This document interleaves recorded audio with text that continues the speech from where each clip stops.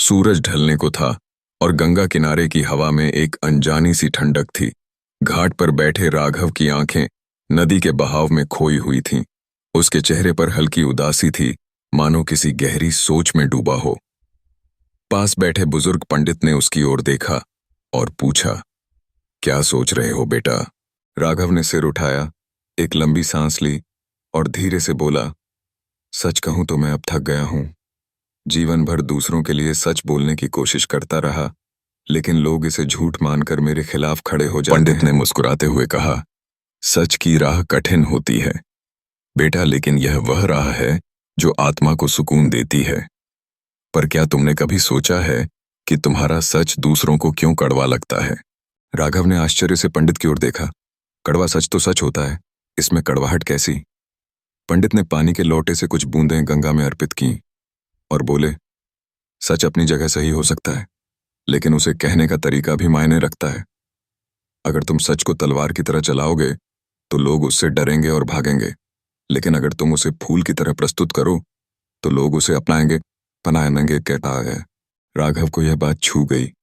उसे अपनी माँ की याद आई, जो हमेशा कहती थी, बेटा सच बोलना जरूरी है, लेकिन उसे बोलने का तरीका और समय भी समझना चाहिए। वह सोच में डूब गया। पिछले हफ्ते की घटना उसकी आंखों के सामने घूम गई। ऑफिस में उसने अपने बॉस की गलतियों को खुलेआम सबके सामने उजागर कर दिया था। उसे लगा था कि वह सही कर रहा है, लेकिन नतीजा यह हुआ कि उसके सहकर्मी उससे कतराने लगे और बॉस ने उसे अनदेखा करना शुरू कर दिया। पंडित ने उसकी चुप्पी तोड़ी। क्या सोच रहे हो? शायद आप सही कह रहे हैं, राघव बोला। मुझे सच बोलने का तरीका सीखना होगा। पंडित ने उसकी पीठ थपथपाई। बेटा, सच का मतलब केवल तथ्य नहीं होता, बल्कि भावना भी होती है। अगर तुम्हारे सच में दया और समझदारी होगी तो लोग उसे सुनेंगे और समझेंगे। राघव ने गंगा की ओर देखा। पानी की धाराएं बह रही थीं। अपनी मंजिल की ओर बिना किसी रुकावट के उसे महसूस हुआ कि सच भी इसी तरह होना चाहिए, शुद्ध, सच्चा, लेकिन सरल। उसने पंडित को धन्यवाद दिया और वहां से उठकर अपने घर की ओर बढ़ चला। उसके कदमों में अब आत्मविश्वास था।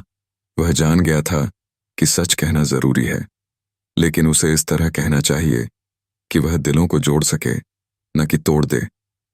राघव ने खुद से वादा किया कि अब वह सच कहेगा, लेकिन उसे फूल की तरह पेश करेगा, कोमल, सुगंधित और प्रभावशाली। इस कहानी से हमको ये ज्ञान मिलता है कि हमें सदैव सच बोलना चाहिए, पर उसे सच को बोलने से पहले सोच समझ लेना चाहिए कि कौन सी बात किस जगह पर बोलनी है, जिससे किसी को भी हमारी वजह से किसी भी तरह की कोई परेशानी ना हो।